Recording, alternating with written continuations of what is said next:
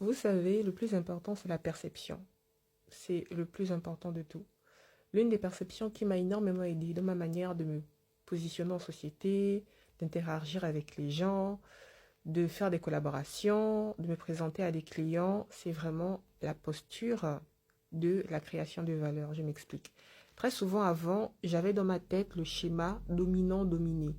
C'est-à-dire que lorsque j'étais en interaction avec quelqu'un, soit la personne me dominait de par sa classe sociale, de par son âge, de par son expérience, de par je ne sais pas trop quoi, soit c'est moi qui dominais.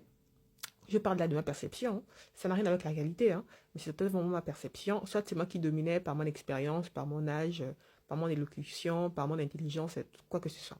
Et en fait, cette configuration des choses, c'est vraiment une configuration perdant-perdant. Parce que personne ne gagne là-dedans. D'autant plus la personne qui a vraiment cette posture-là, parce que en fait, c'est biaisé. Parce que sans te rendre compte, tu auras des biais de pensée, tu auras des biais de comportement qui peut mettre mal à l'aise l'autre personne et tu ne vas pas forcément atteindre le plein potentiel que cette relation aurait pu t'apporter.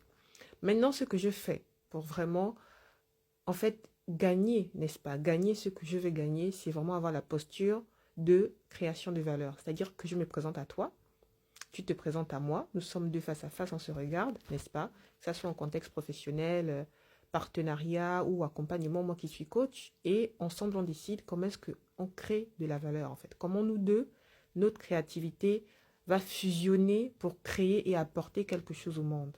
Je ne suis pas plus que toi, je ne suis pas moins que toi, et inversement, tu n'es pas plus que moi, tu n'es pas moins que moi. Ensemble, nous sommes co-créateurs et comment ensemble, notre créativité va fusionner pour apporter quelque chose de nouveau au monde. Et croyez-moi, cette posture-là, ça me libère tellement en termes de charge mentale. Je sais que je n'ai pas besoin d'être forcément parfaite parce que l'autre en face, en fait, n'attend pas que je sois parfaite. L'autre en face attend que je sois moi pour qu'ensemble, on puisse créer quelque chose de nouveau. Vous voyez un peu. C'est un peu métaphysique, mais en tout cas, moi, ça m'a parlé, ça m'a aidé. Si ça peut être une astuce qui servira aussi à une autre femme hypersensible, ben, c'est tout bénef pour nous deux.